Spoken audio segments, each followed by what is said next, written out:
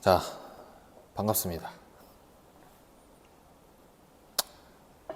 자, 이번 영상에서는 직장암에 대해서 말해보려고 합니다. 처음 보시는 분들이 있을 수 있으니까 저의 소개 먼저. 8살에 횡문근 육종이라는 소아암 치료를 받았었고요. 그리고 23살 직장암 3기 판정을 받고 치료를 했었습니다. 지금 이번 영상에서 직장암에 대해서 한번 자세히 말씀드려 보도록 하겠습니다. 직장암에 대해서 먼저 말씀드려 보겠습니다. 직장에 생기는 암을 말하는 건데요. 직장의 위치는 대장 가장 말단 부위, 끝 부위에 위치해 있습니다. 그래서 하는 역할은 변을 보관했다가 배출을 해주는, 어떻게 보면 중요한 역할이죠. 사람이 먹고 싸고 자고 할 때 그 싸는 걸, 그 싸는 역할이라고 보면 됩니다. 자, 여기에 암이 생겼을 때, 자, 먼저 증상.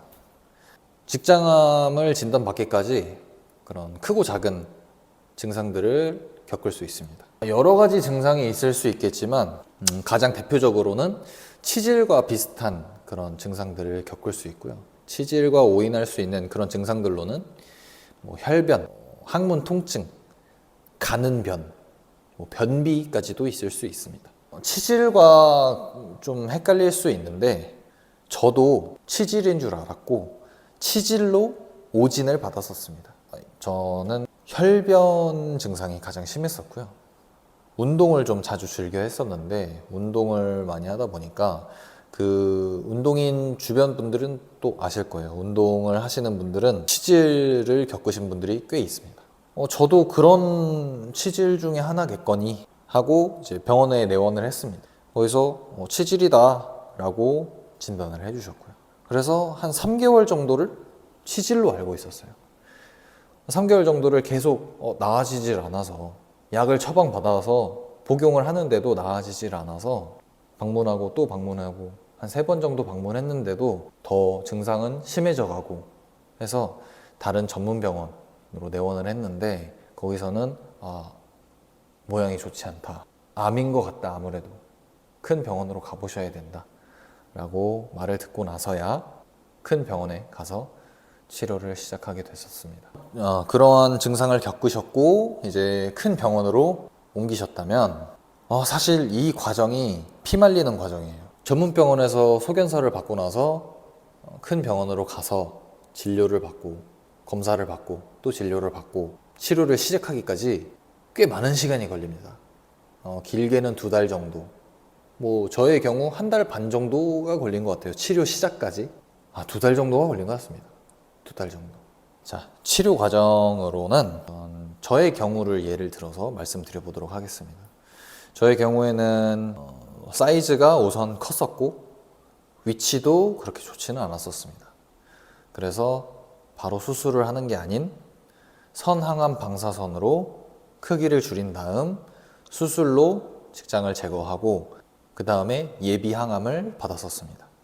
그런 과정으로 이루어졌는데 방사선 치료가 메인이 되는 치료 과정이었고요. 선항암 방사선에서의 항암은 먹는 약으로 진행을 했었습니다.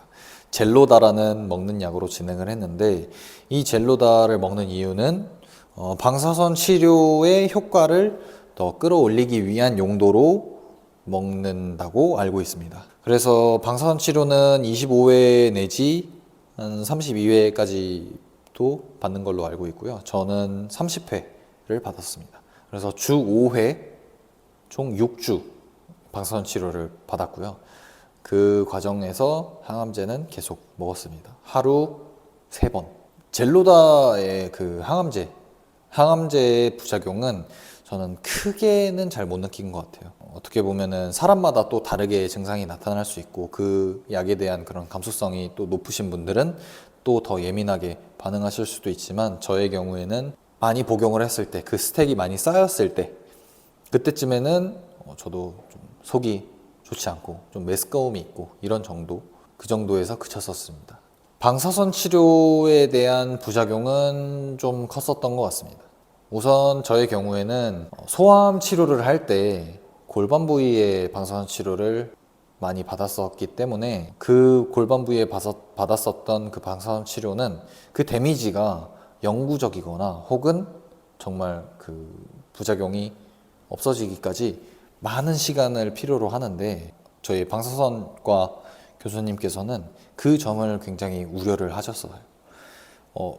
과거에 받았던 방사선 치료 부위와 상당 부분 겹치기 때문에 부작용이 더 심할 수 있다. 어떤 부작용으로 또 생길지 모르고 우려가 된다라고 하셨지만 어쨌든 최대한 정밀하게 그곳만 타격을 하도록 최대한 노력을 해서 그렇게 치료를 하겠다라고 이제 계획을 하시고 치료에 들어갔습니다. 그래서인지 어째서인지는 잘 모르겠지만 방사선 치료에 대한 후유증이 굉장히 컸고 이 방사선 치료에 대한 부작용이 나타나기 시작한 횟수는 15회 정도 받았을 때부터 여기가 검게 피부가 약간 검게 그을려지는 그런 피부를 띠게 됐고 그러면서 이제 화장실을 갈 때 특히 대변을 볼 때 상당한 통증을 동반했다. 그런 찢어지는 듯한 느낌. 화상당한 부위를 이렇게 문지르면 아프잖아요. 화상당한 부위를 이렇게 막 잡아 늘려뜨리면 피부가 막 갈라지고 터지는 것 같고 그런 통증이 이제 대변을 볼 때 그런 통증을 야기합니다. 그래서 그 차수가 이제 30회 정도 쌓였을 때는 진짜 화장실에 가서 몸이 덜덜덜 떨릴 만큼 아팠어요. 그러면서 제가 침까지 흘렸던 걸로 생각하는데 변기 앉아서 떨리다가 침까지 또 그 정도로 좀 저는 심하게 겪었다.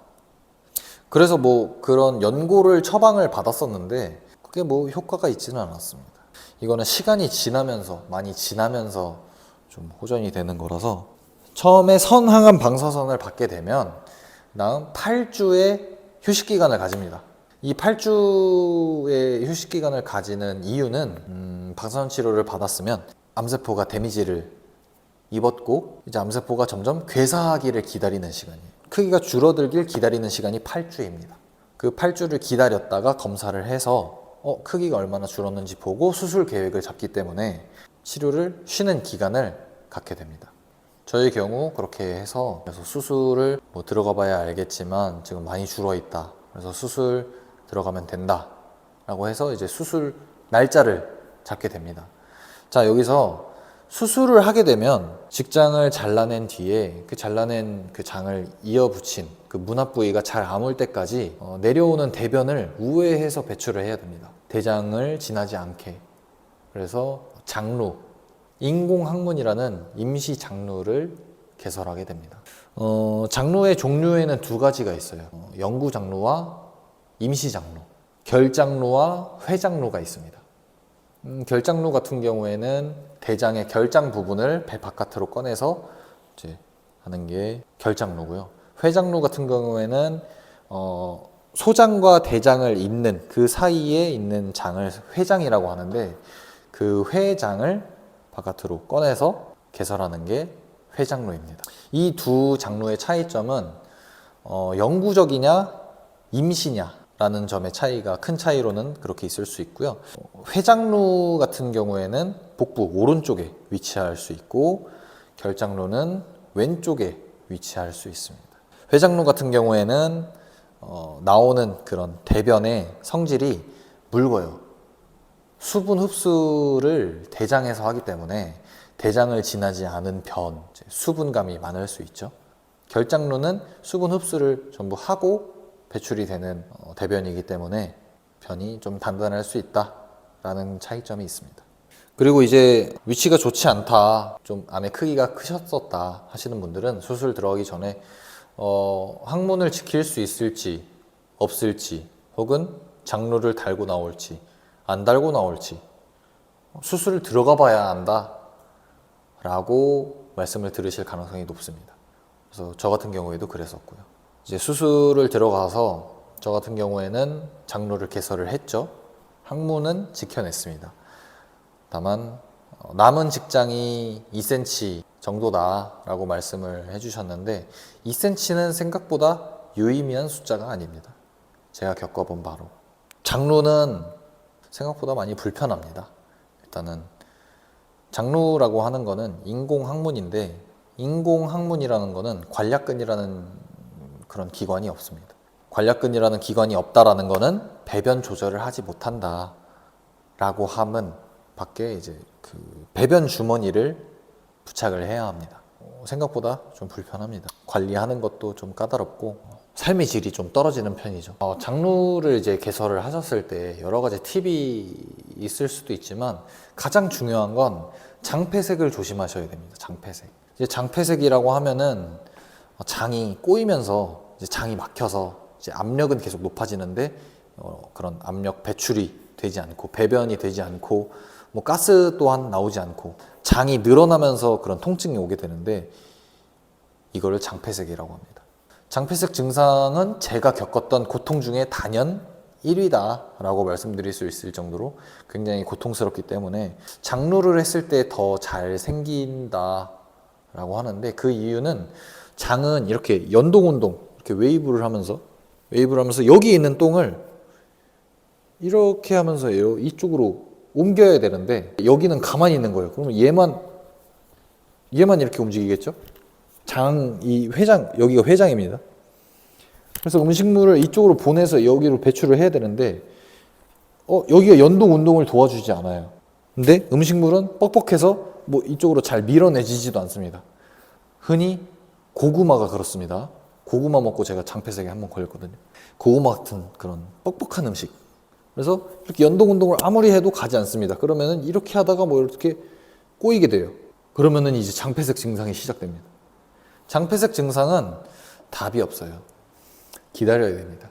L튜브라는 그 콧줄을 이렇게 껴서 위까지 내린 다음 여기서 이제 생기는 그런 가스들, 그런 압력을 증가시킬 수 있는 그런 가스들을 밖으로 빼주고 이렇게 하면서 장이 스스로 풀릴 때까지 기다려야 됩니다.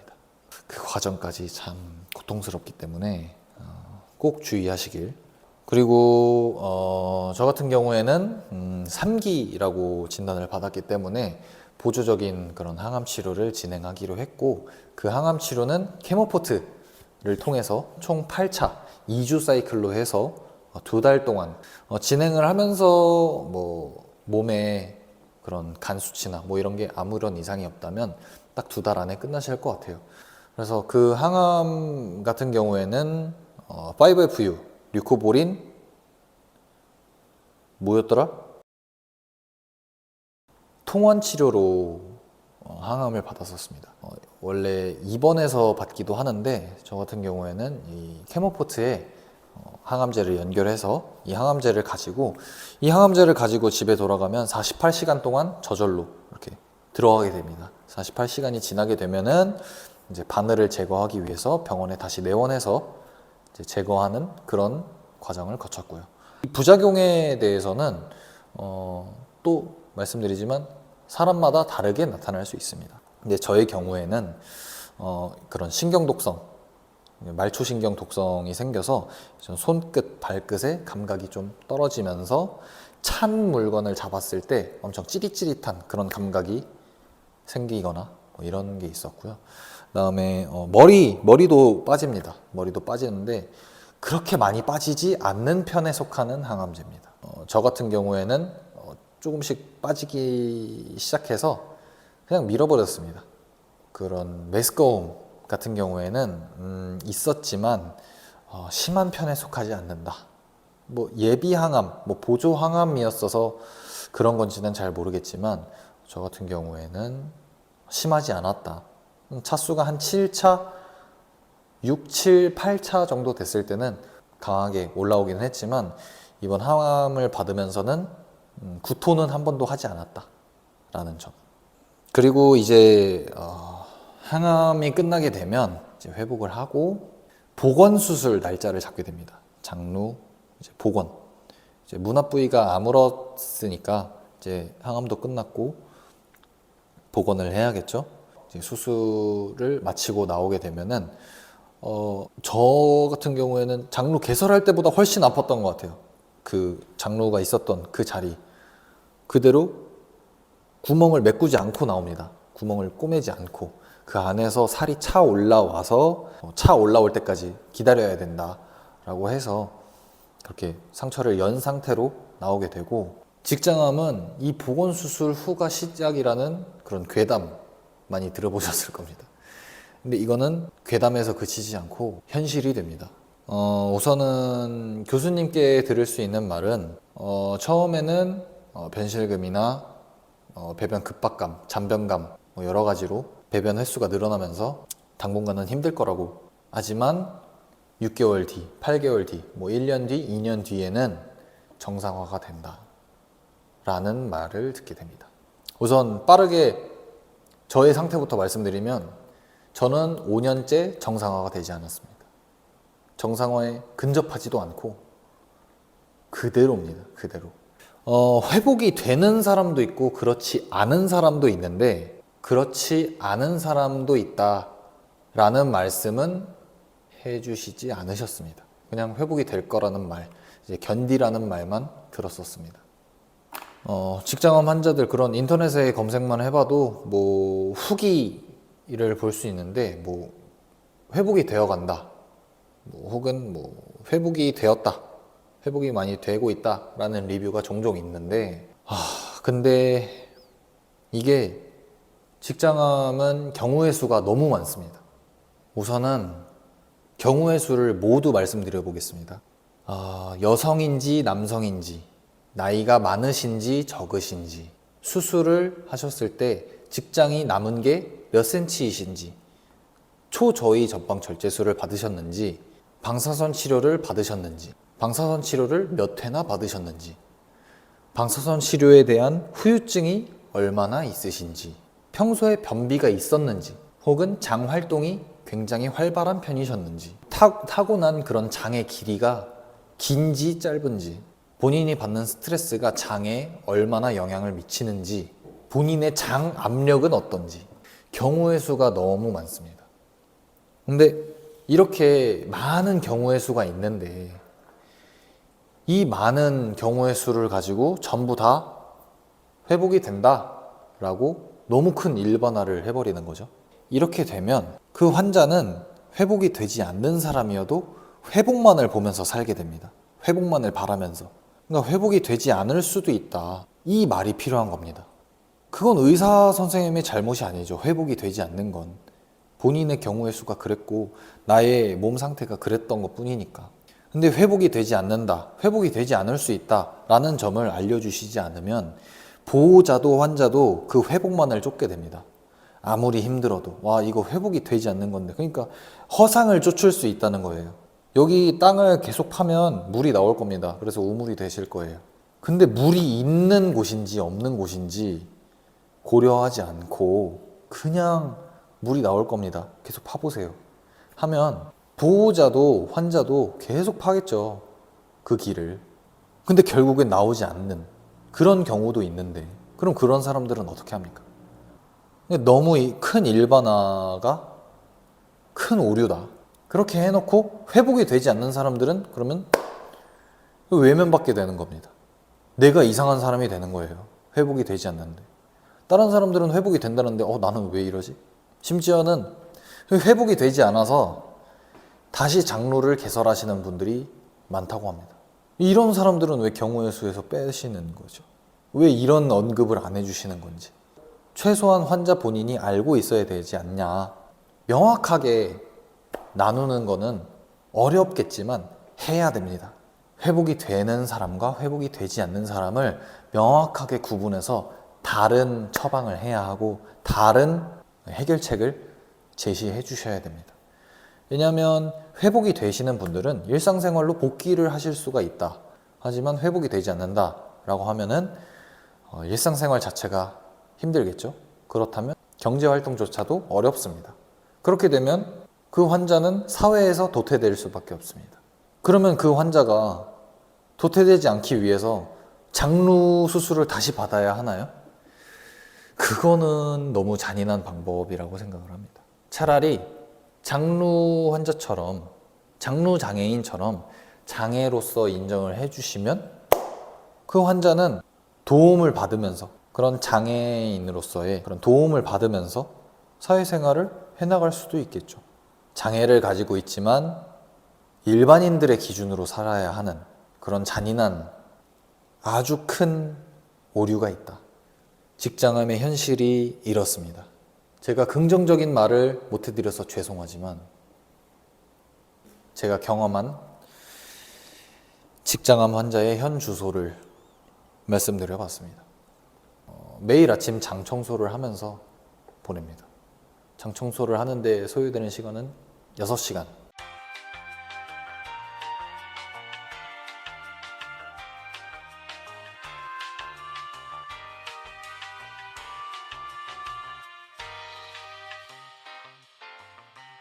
그렇게 장을 다 청소를 해야지만 직장이 없어서 느끼는 불편함을 최소화할 수 있고, 그 6시간이 저에게 없다면 일상생활은 아예 불가능합니다.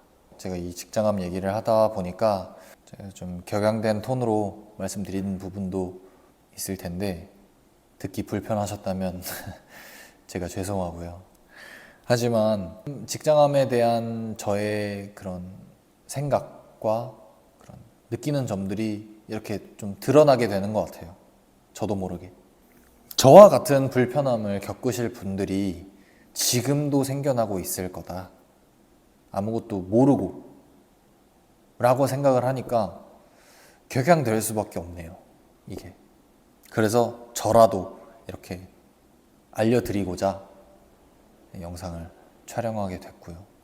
오늘 영상은 여기서 마무리해 보도록 하겠습니다. 유익한 영상이 되셨을지 모르겠습니다.